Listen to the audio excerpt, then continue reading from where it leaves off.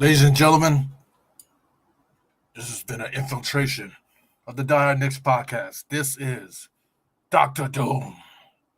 I don't have any special music lined up or anything like that, but let's just get some applause going on here.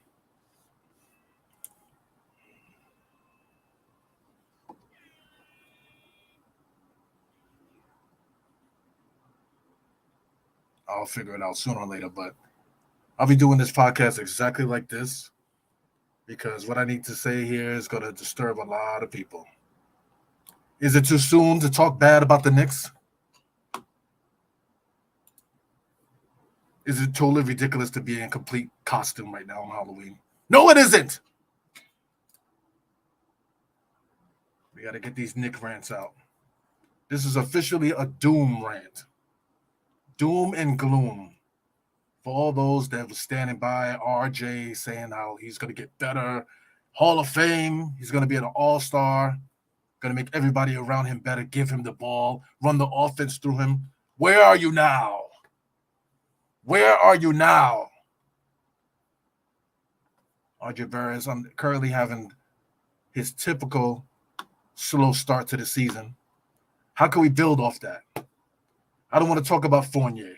Fournier is a role player. I don't want to talk about Julius Randle. He is a fourth option on a championship contender. I don't want to talk about that. Let's talk about what's not working for the Knicks at the moment. Right now, the starting lineup is fine. Tom Thibodeau, he can always do better. But he's not really taking advantage of the depth that we have. He's not making in-game adjustments the way that he should. And I think it's just going to get worse and worse as time goes on. Can we get better? Yes. Is this too early to be talking about the bad things, what's going on with the roster? We're only 3-3, but I can see this 3-3 going quickly to 3 and say 3-8. 3-8. Can we survive the season 3-8? Should we start thinking about tanking? Should we start thinking about trades and things of that nature? Before we get into that, let's really talk about this game here.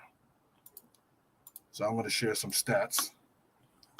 Evril showed me how to do this, so I'm using his system here. It's very primitive to what I use in Latveria. But this is the first game here against Giannis. Knicks should have won this game. I'm not too worried about Giannis. Giannis could score 40, 50 points. It doesn't matter. As long as we defend everyone else, which the Knicks did not. Let's check out the scoreboard here. Grayson Allen, career freaking high, 17 points, 4 3-pointers. Brook Lopez had 14 points, 11 rebounds, 3 blocks. We supposedly have Mitchell Robinson there defending the paint, but I don't think that's going to happen. He's supposed to be defensive of the player of the year, but 14-11 just doesn't cut it. Javon Carter, I never seen him play. He started for us. He started for the Bucks. 14 points. Drew Holiday, 16 points. Totally was driving us the whole game here. Bobby Portis off the bench also 12 and 12. So that's 2 big men on the Knicks or against the Knicks that went 12, basically double figures in rebounds and points. George Hill also had 12 points. So where's this Tom Thibodeau defense? These guys here, RJ is supposed to be guarding Grayson Allen. Javon Carter is not a non-starter, so Fournier should be able to handle him. But Grayson Allen, they got him listed at forward. Who was guarding him? So we're talking about RJ guarding their best player. Is Grayson Allen the Milwaukee Bucks' best player? I don't think so. So it wasn't really a hard assignment for the Knicks defensively. I mean, Grayson Allen, you're not asking too much. Brook Lopez, you're not asking too much. Javon Carter, Bobby Portis, George Hill. These are the guys that defeated us against the Bucks. Look at the culprits on our roster. RJ, 7 for 17. If he shoots better, chippy layups he's missed, if he shoots better, we win that game. Julius Randle, 3 for 10, surrounded by larger players. Giannis, he always has bad games against Giannis. So you can't talk badly about him, but he still was able to get a double-double. Mitchell Robinson, He's the one that's supposed to be guarding Brook Lopez and defending Bobby Portis. But look what he had: 5 points. He did have 9 rebounds, but 5 offensive rebounds and 4 defensive rebounds. That's just not going to cut it. For someone that's supposed to be a defensive player of the year, this guy cannot show up like this. Block shots, only 2, 20 minutes. Fournier played 11, 4 rebounds. You could deal with that. But come on now. You're actually too much for Fournier. If you're talking about defense constantly, he only played 20 minutes against the Bucks.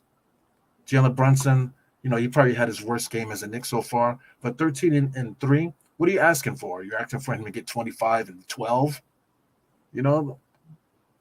So he's going to have these 13 and 3 games. That's not that bad. 2 assists, 3 rebounds.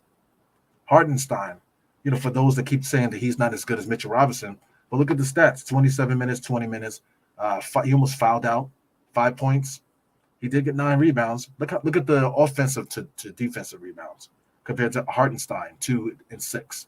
So this makes more sense to me. Traditional centers, if you're going to utilize his offensive rebounds, then we need to pick and roll with him and attack the basket and allow him to get more opportunities to get these offensive rebounds. But the Knicks don't do this. Same shit all the time, man. It drives me crazy. So Almighty Vanessa is in here wondering why do I have a mask on? Because this is not Eru. This is Dr. Doom. Special podcast here for Halloween, man. So I don't know how long I'll be able to do this, for this pod, but this is my gimmick for tonight. And this is how we're going to do this. Emmanuel quickly, 14 points off the bench. So there's so many things that we can go that's positive. Look at Cam Reddish. Cam Reddish, for that first game that he had, 20 points, whatever, 2 points, 2 rebounds, 1 assist. Totally not impactful in the game. 11 minutes. Obi Toppin has been playing pretty good. But is Obi Toppin even a power forward? I'm talking about 11, 3, and 2.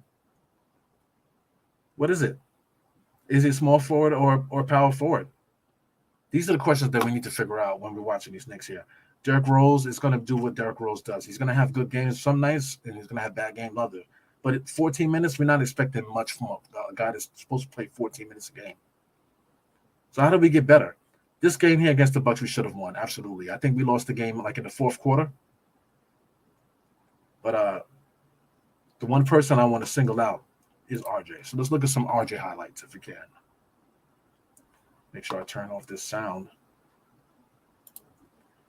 So as you can see, there's some RJ highlights. He runs up the court like an old lady, man. If it's not a point blank layup, he's gonna miss it. Here goes some more highlights from him. RJ's on the top of the key, receives the ball from Julius Randle. Top of the key 3-point shot. Just no good. It looks like it has no shot of going in. Goes RJ again, wide open. They don't respect him. Misses another wide open shot, uncontested. He goes RJ, guarding again, facilitating offense through him. All the way to the basket. No shot of going in, but it does go in. But those shots have no chance of going in, man. It's crazy. Fournier finds RJ in the corner. Misses it. Uncontested. Another uncontested 3-point shot. These are shots that he should be making, man. This is ridiculous. And then, as you can see, after every one of these misses, the Knicks are always getting end up getting scored on the opposite side. There goes RJ again. I wish I got to rewind that one. Look at this. What kind of shot is this? It's just someone that just gave up on the play there.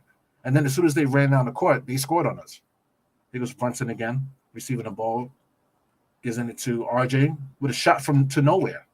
Mitchell Robinson has to clean it up because the shot is going to nowhere. Fournier drives, gives it to RJ. Come on, man. I don't care who's there, Brook Lopez or whatever. He should be able to finish that shot. The load up has no shot of going in, but as you can see, on defense, they come back down and hit a 3-pointer right in our face. There goes another shot wide open by RJ. No shot of going in. It's just rather sickening. Here goes the Knicks on a fast break. This is where our RJ excels in. Fast break all the way to the thing. These shots have no shot of going in. They're like, God, please go in. When he gets it up to the rim, it's like, God, please go in. Here he goes again, driving with his left, floater. These These are shots that are good shots, man. But if he would make these, it would stop runs. He's very good on the fast breaks. Man, you got to give it up to him. So yeah, guys, I don't think I'm gonna be able to do this Doctor Doom shit for the whole fucking podcast. Yeah, man. So I don't even know if you guys can hear the Doctor Doom voice, man. But I got Doctor Doom in my ears right now, and it's driving me crazy. So I'm trying to be funny tonight for Halloween and do something different. But I think 5 minutes into the pod, or how long have you been doing this now? 10 minutes. I think that's enough. So listen, I'm gonna pull my hood down. This is your boy Eru. I'm gonna pull the hood down. I'm gonna pull the mask up and wipe my face because I am sweating like a bastard underneath here. So this is me having a good time on Halloween, man. Shout out to everybody that was able to do pods today, because I mean I have kids, man. So I mean you're talking about Halloween and stuff like that. You got to spend time with the kids on Halloween. The kids they're gonna be out there doing their trick and treat thing, whatever. One of my kids were actually sick. He had a stomach virus, so he didn't even go to school. So my wife was out there with the kids and stuff, man. So I couldn't go. I wasn't even planning on going on tonight. But I said, you know what, let me go on. I feel like doing the Dr. Doom thing. I want to see how long I would do it. And it's definitely not that long, man. So anyway, let's get into some real Knicks here, man. So that I was just talking about RJ. So the whole point with RJ is that this guy. Let me get some real light here. RJ, he, like, as you saw in the highlights, that he's getting great shots, man. Look at the shot chart here that he's putting up here. If you can check out the shot chart, it's right behind Doom, actually. Mr. Doom, get up out of here, Doom. Let's get Doom up out of here for a second. So you can see the shot chart. These are great shots. Look at all the shots at the rim that he's getting.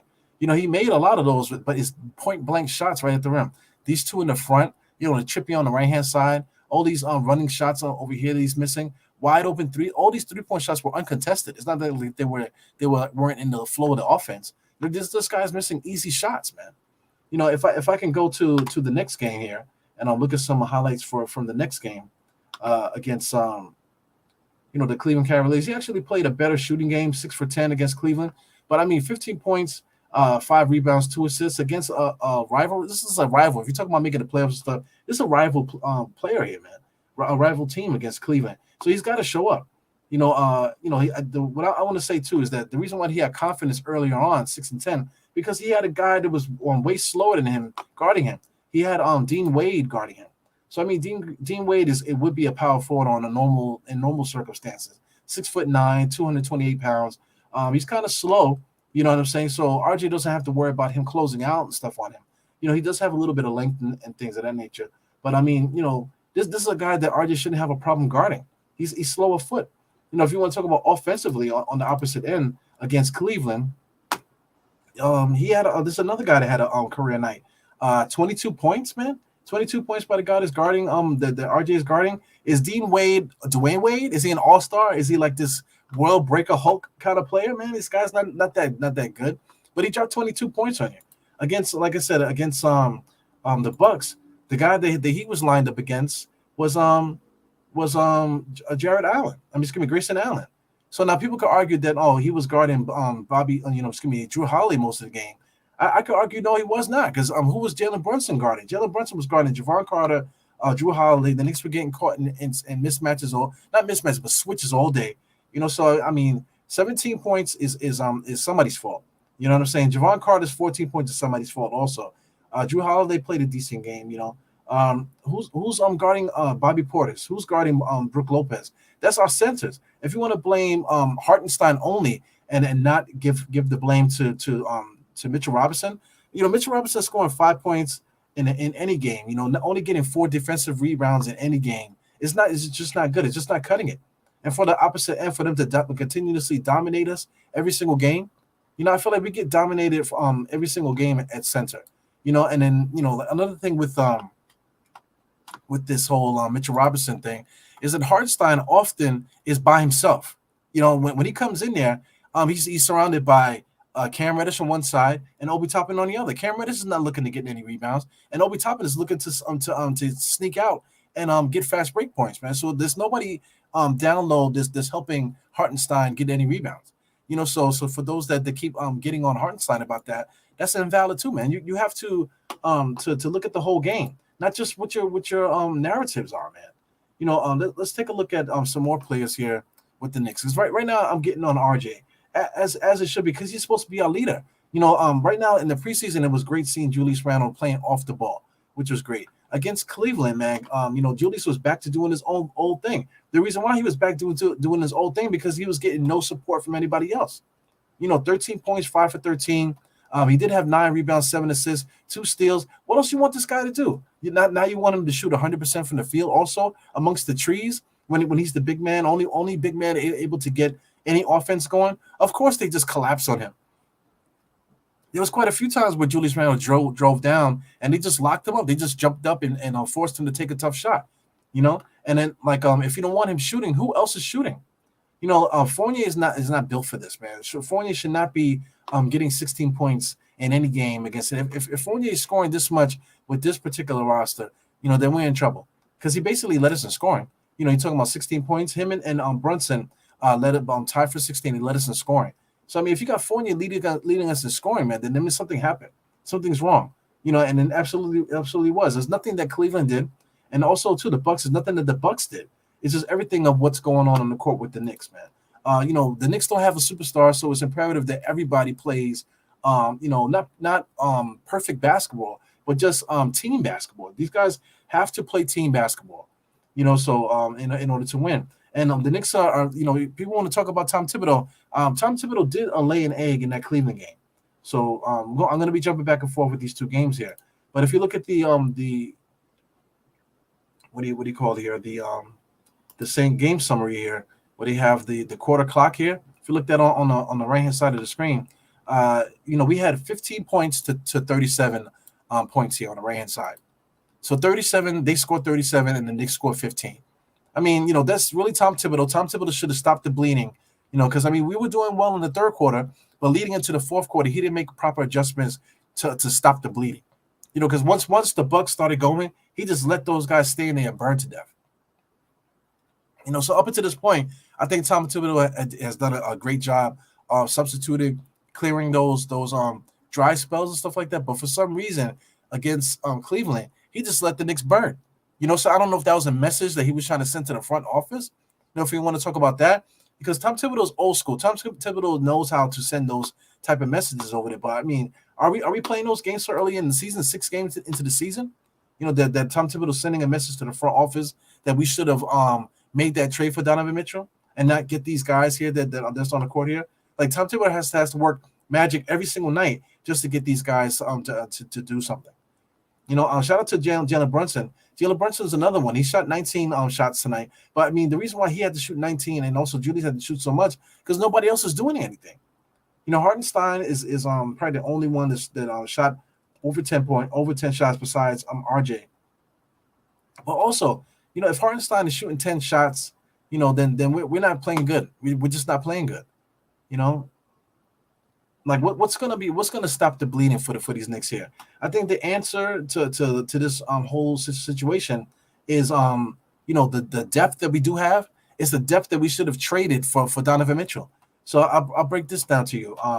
RJ, what is RJ doing for us? The guy can't make a layup to save his life. So why is he on the roster? He absolutely would have been the first guy in that trade because people are talking about only Quentin Grimes. Quentin Grimes hasn't played a game yet because they got him in bubble wrap. But RJ is the guy. It was the main person that's supposed to have been in that trade. What was Fournier, another guy that's supposed to have been in the trade? Who knows? But RJ most definitely was supposed to have been the number one guy because look at what the Jazz got. Marketing right now is playing fantastic. He's on one of my fantasy teams and he's balling out in Utah. So they wanted a young guy that they could build off of. That would have been marketing to RJ. The next player that they needed some building pieces.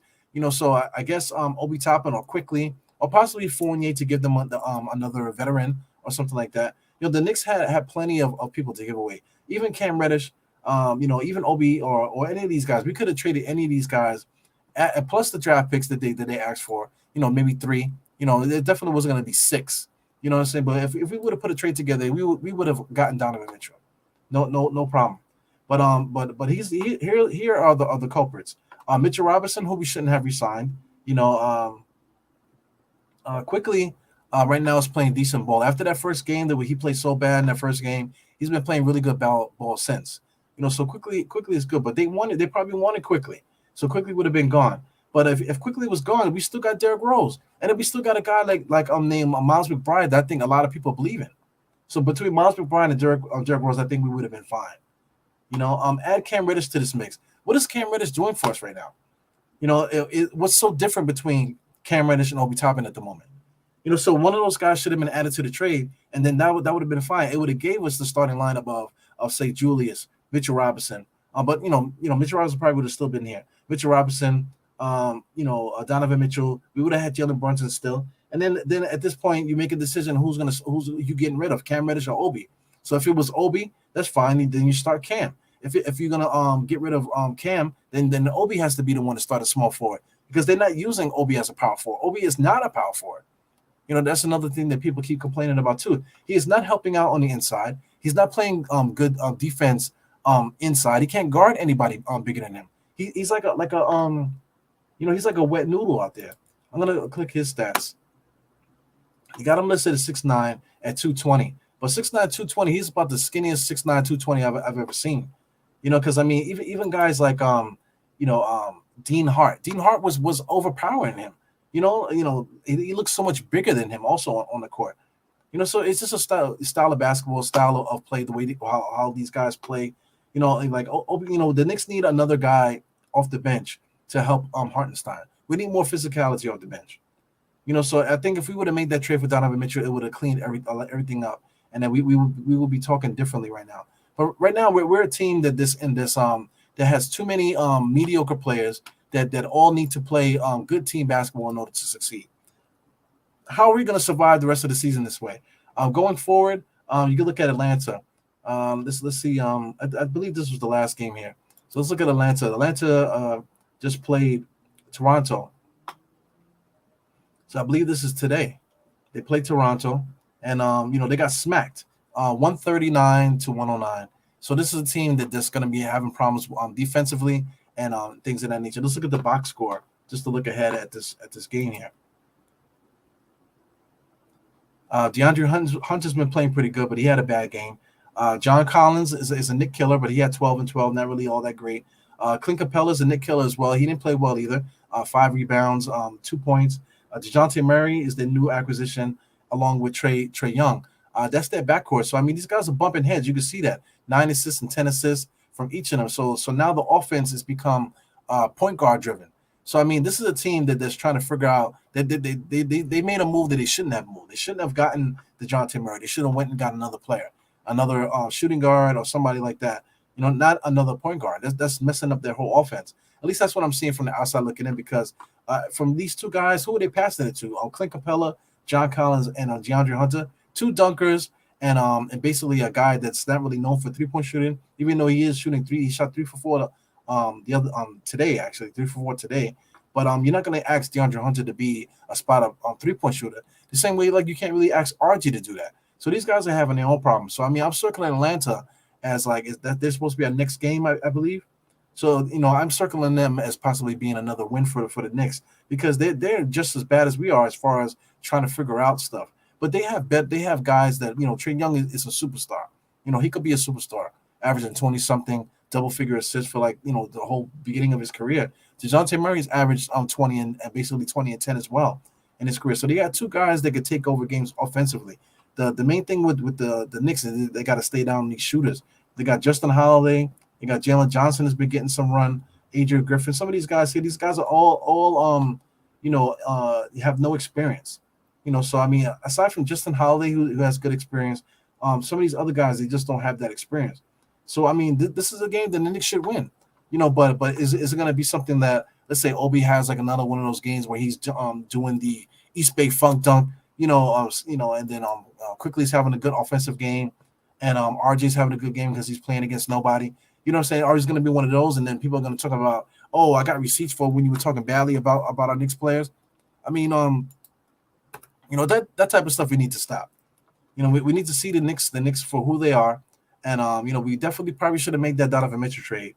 And I'm just looking forward. I don't know how we can continue with this Knicks conversation with guys playing so bad like this. So now let me ask you: is it a point where this squad could mature, and get to a point where they're winning consistently? I don't know. So this is something that's going to have to play out. So we're talking about October 31st. What's going to happen? Let's say Thanksgiving. What's going to happen on Christmas? So you got two milestones coming forward where we're going to find out if the Knicks are who they say they who we think they could be, and if they can't, then listen, man, Leon Rose and these guys, man, they're going to have to figure something out with this, like via trade. Whether we going to look to make the playoffs or we're going to look to cut some of these guys and look to clean up the cap, maybe help out another team. We get giving away some assets to help another team out, and taking on a player to get us, clear up some cap space and maybe still try to maintain, the same level of play, with that said player, man. So I mean, there's a lot of banter going back and forth. Let me see what else I had queued up here. I forgot what I had queued up here. Something having to do with Obi Toppin, yeah. So this is Obi Toppin. I think there's one thing you have to worry about that he's doing. This is somebody anonymous Eastern Conference exec. So I mean, a statement like this, where saying that Obi Toppin is getting better, he needs more minutes and this and the other. You have to figure out where he's going to get the minutes from.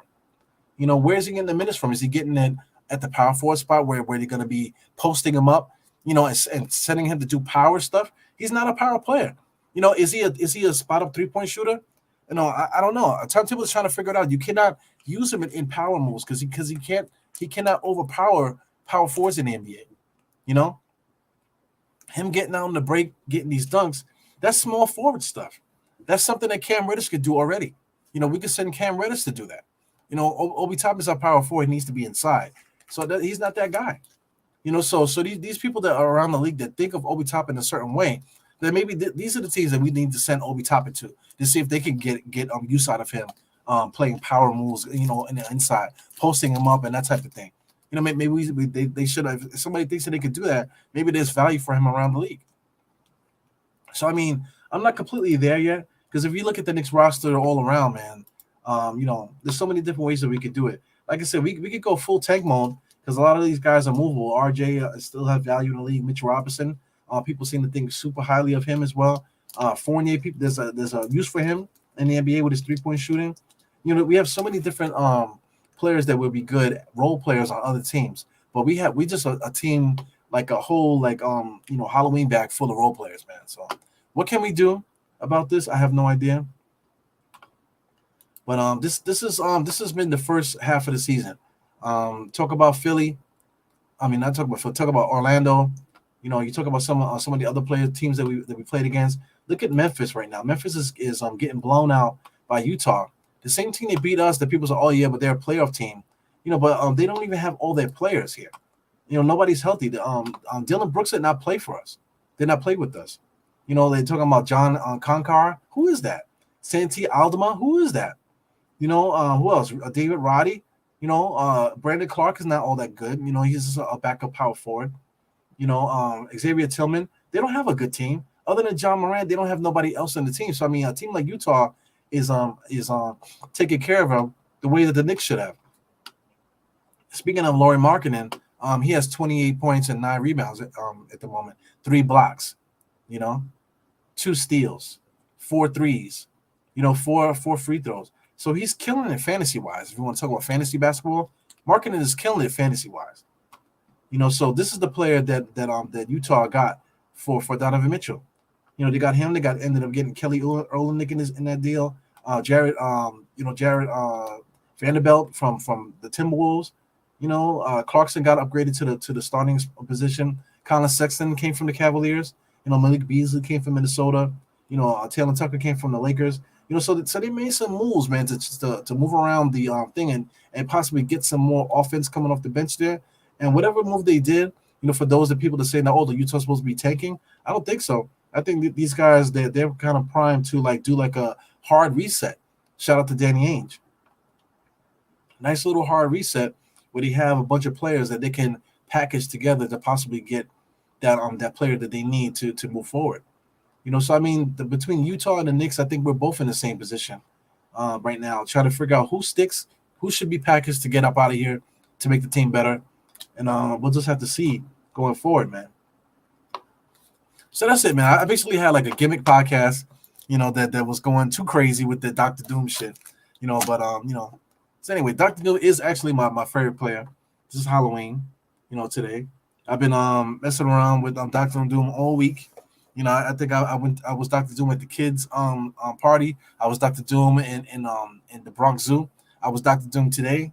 You know what I'm saying? So here I have Doctor Doom on my channel, man. So for those that did enjoy that, for those that didn't enjoy it, I saw me in the Doctor Doom mask and instantly popped off because at one point I think there was like 15 to 20 people in there, and then they saw me with the Doom mask and they all got off. We went all the way to zero.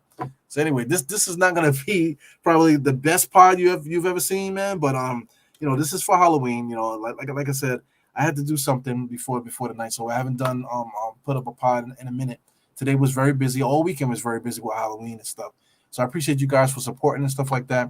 If anybody's in the chat here and want to throw some questions at me before we get up out of here, let me know. Got Mighty Finesse, he hanged out with me. We got little Ralphie. 6 games really. We lost to all really good teams in the East. But listen, there's a lot of really good teams, man. For if you want to be funny, let's look at let me see standings. Really good teams in the East. The season hasn't started yet. This is only like 6 games into the season. We're talking about the Bucks, Cleveland. Okay, we lost to the Bucks in Cleveland. The Bucks are undefeated at the moment, right? Who else did we play? That was good. We played Charlotte, right? We beat Charlotte, right? Who else did we play? Detroit, and then we played Orlando.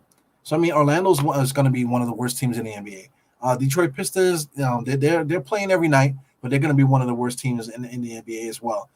Charlotte Hornets, it is what it is. When they they didn't even have a full roster, so they're technically going to be good too eventually once their roster gets together. You know what I'm saying? So I mean, the NBA is the NBA. You play who you play. Whoever's injured, whoever's not hurt, you play who you play. Just like we played Memphis. We lost against Memphis. Memphis wasn't a good team when we played them. They had John Morant, but outside of John Morant, they didn't have anybody else. But right now, they're 4-2. So I mean, you could say they're a good team. Right there, they're in the playoffs right here. They're not in the playing territory early on right now. So I mean, they are a good team. You can give that to them. The record is what the record is. But the Knicks have a lot of work ahead of them, man. So I mean, I see people so mad online, man. I mean, I get it. I get people being mad and stuff, but what can you really do? That we don't have a superstar on the roster, and a lot of people are mad at people that are supposed to be role players. These guys are role players. So I mean, how mad can you get?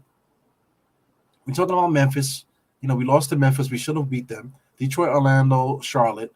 So that's 3. So we lost 3-3. Next game we play Atlanta. We play Philly next. We play Boston. We play Minnesota. We play Brooklyn. So just because these guys are good teams, are we supposed to lose all those games because these are good teams? Are we supposed to lose to Atlanta? Are we supposed to lose to the Philly? Are we supposed to lose to Boston? Are we supposed to lose to Minnesota? Are we supposed to lose to Brooklyn? So 1, 2, what is this? 1, 2, 3, 4, 5 games. So we're supposed to lose the next 5 games just because those teams are better. Are we supposed to just deal with it like that? Is that how we fan? All those teams are better than us. We're supposed to lose those. So if we're supposed to lose them, why is everybody so mad? Why is everybody so mad during the game? Why are they so mad after the game? Why do we do breakdowns of these games if you're mad and you're not expecting your team to win? So what's the point of even watching? You know what I'm saying? What's the point of even watching? I got a mask on my head just having fun tonight. I'm wearing a green hoodie, got a Dr. Doom mask and stuff like that. So I mean, my thing is like, are fans wearing masks? Are you wearing masks? Are you really a fan? Like I'm a diehard Knicks fan. So I mean, I do this content. I really don't know what I'm doing tonight. I kind of probably messed up. I had an idea. It didn't really work out. But I mean, like fans, right? Do they have an idea and it's not working out for them? Being a Knicks fan. What I'm saying? Is it just because the Knicks have the biggest fan base? You just want to be a part of the craziness? It's like going to like one of the best clubs in the city. Like, do you just want to just be at the club, and pay your $50 to get in, and pay for $20 for a drink, and then or go to a club that has one DJ that DJs for 2 hours, then you got to leave, pay to get back in, and then stay for another 2 hours for the next DJ? Is that what you do just to be at a spot? That what Knicks fandom is, just being at the spot? You know what I'm trying to say? So I mean, you got to believe in your team to a certain extent. Of course, you got to be realistic, man. But my thing is time invested watching these games, talking about the games. Are we just gonna cop out and say, okay, well, these teams are better than us? We lost to really good teams in the East. So if you're gonna lose to really good teams and you're okay with that, and you're good with that, us losing to really good teams and just like totally disregard what we have, then we can't have these conversations. That nobody should be doing podcasts if this is what it is. You know what I'm trying to say. So after losing these 5 straight games here, including Cleveland, which will make it 6 straight games. We played Detroit. We play OKC. People on paper are already saying Utah is bad, but I just showed you that Utah is not really that bad this year. Then Denver, so you could just circle 6 straight losses here, add 3, with the next 3, and then we'll lose to Denver. We'll lose to Golden State because those are late night games. We'll probably lose to Phoenix, because we're going to be away. We got OKC, Portland, Minnesota. Where's the easy game? So we just supposed to beat Detroit? That's it. We only Detroit is the easy one. OKC because they just got a bunch of role players over there too. So we just supposed to beat Detroit's, OKC's, just like that. That's the only way that we can be successful as an NBA team. So why are we here?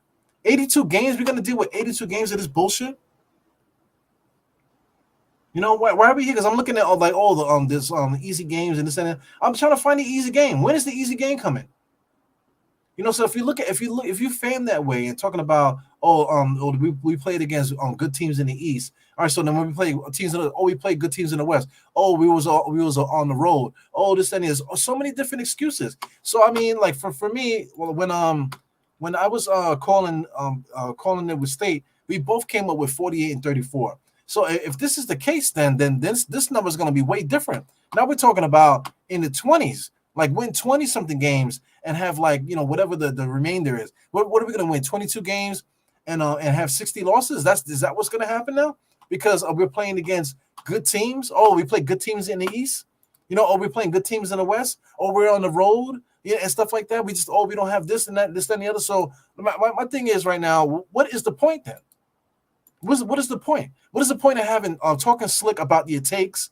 Being so smart and creative with the ill basketball takes that you want to talk about. Like what's the point of even talking about it if when we show up we have no chance anyway? You know what I'm saying? So me going forward, I think the Knicks, the Knicks should have beat Cleveland. I think the Knicks should have beat Cleveland. We let Donovan Mitchell, we let these guys get off the hook. Tom Thibodeau is the culprit because Tom Thibodeau didn't stop the bleeding. He should have shaked up the roster, made some substitutions, and stopped the runs when it was happening. It got to the point where the Knicks lost their confidence and Cleveland just went crazy. Same thing with the Bucks. Towards the end there, I think it was really just the matter of guys missing shots and then the Bucks coming on the other side and capitalizing on every single miss that we had. So that's why we lost again. So we beat ourselves against Milwaukee. Cleveland, we should have beat them. Going to Atlanta, what's going to be the excuse for this one? We're playing it. We'll be playing against a team that's not really, doesn't have a lot of experience. We're going to be playing against a team, that has 2 point guards in the back. That the offense is completely different now. You know what I'm saying? They're trying to figure it out. So we're playing against a team like that. So, but are people just going to see Trae Young and see the other guy, DeJounte Murray, and think that we have no shot to beat these guys? Is that's the mentality? We're playing against Philly. Of course, they got Embiid and James Harden. Should we even drive into Philly? Should we just forfeit the game? Like, why even play the game? If they're a good team in the East and we're playing them in Philly, why even show up to the game if we're going to get beat? You know what I'm trying to say? Why even show up to the game if we're going to get beat? It doesn't make any sense. So anyway, that's my rant. I tried to do the doom stuff in the beginning. Like I said, I don't think it worked at all. You know what I'm saying? But I end up getting into an Eru rant here at the end here. So it is what it is, man. It's your boy Eru. I'm gonna get up out of here because I'm gonna see if I can get something going with my wife here. We're gonna probably watch a little scary movie before midnight, and I'll try to get some sleep and stuff for tomorrow. Because the kids are back in school. I know a lot of people saying that they should change Halloween to Saturday, the last Saturday of the month, but it's supposed to be All Hallows Eve, and then November 1st is All Hallows Day. or All Saints Day, depending on how you say it. You know what I'm saying? So that's the reason what Halloween is about. It's actually the precursor to the holidays that's in front of it. So you can't really do that. So it's school tomorrow, man. So we got to get up early. There's no drinking, like you don't drink. My wife don't drink either anymore. You know what I'm saying? So it is what it is, man. We got to get to bed. Works tomorrow, and hopefully you guys don't parties too much. Hope you guys having fun out there on Halloween. I hope you guys are safe at this time of the night. And I'll catch you guys tomorrow, man. Tomorrow, man, I'm probably gonna pod a lot tomorrow. Because I'm going back to work next week, so I won't be able to pod during the day. So if you like to follow the kid, man, I'm gonna be doing a lot of things tomorrow, man. I'll see if I can schedule it tonight so you guys can see, and we'll probably just talk about the same things that we're saying today, but just a little bit more in depth, man, and without no gimmicks, also. So anyway, this is your boy Ebru. Shout out to Ralphie. How are the Jazz winning? They're supposed to be rebuilding. I don't know, man. I don't know, Almighty. They're supposed to be rebuilding, but they actually have a really talented roster. I was showing the score of the game here. They're actually winning. Marketing is playing like a go-to guy. Marketing is playing like a real go-to scorer right now. So I mean, it is what it is. They played against he played against the Memphis Grizzlies. So I mean, you got Marketing. Marketing is a veteran, man. 21 minutes. He did his thing. But look at us. Jordan Clarkson is there starting two. You got Conley still got a gas in the tank. Colin Sexton is backing them up, and then Malik Beasley is backing him up. So their backcourt is immaculate. They got a really good backcourt. Then you still got Horton Tucker. You got what's this guy Ochi? He's a good player too. Second year guy. So they got some talent. They got guys that can score on that squad there. And they have Markkanen, Kelly Olynyk, and Vanderbilt, who all can play center. So they could really cheat on that team, and they still have a lot of offensive firepower to stay in games. So it is what it is, man. You got to play the games. So like, are Utah fans saying, "Oh man, we're gonna tank"? Are they starting their day saying, "Oh, our team is bad, so why even watch? They're gonna lose. I'm gonna circle the loss." No, as a fan, you got to believe in your team. You got to like talk about how they could win, how they can get the better of the other team. So I mean, right now Utah is up, so I know Utah fans are excited about it. Because they have a team that they can see, how the team could get better. They can see where our strengths and stuff are. I don't think the Knicks know where their strengths are. I don't think any of those players on the roster believe in themselves. And how could you do that if your fan bases are the same way too? Front office don't believe in you. The players on the court don't believe in each other. The fan base don't believe in the players. So it's a perfect mix of nonsense, man. It is what it is. See, might as well be terrible than lose the next. Oh, might as well be terrible than if we lose the next 5 games. You want a high draft pick next year? Everybody does. 31-51, man. I don't want to see the draft again. I know me and State was talking about it when we were talking. But I mean, who wants to talk about the draft? I don't. I'm tired of talking about the draft. I'm tired of drafting. Somebody that was like in grade school like 5 years ago. I'm tired of it. Somebody that was literally in junior high school 5 years ago. It's crazy. But anyway, this is your boy. I'm out of here. It's Halloween. Shout out to everyone having a good time out there. Like I said, I'm going to try to enjoy the rest of my night. And I'll see you guys next time, man. I'll definitely be on tomorrow doing a bunch of stuff, man. So I'll try to clean it up and see what I can do tomorrow. I have a couple things that I want to talk about. I have it written down. Just haven't had a chance to get at it. But I'll try my best to get out there and do something tomorrow, man. So anyway, it's your boy Eru. 4 fingers to the 4, tucking the thumb salute, and I'll see you guys tomorrow, man. Peace.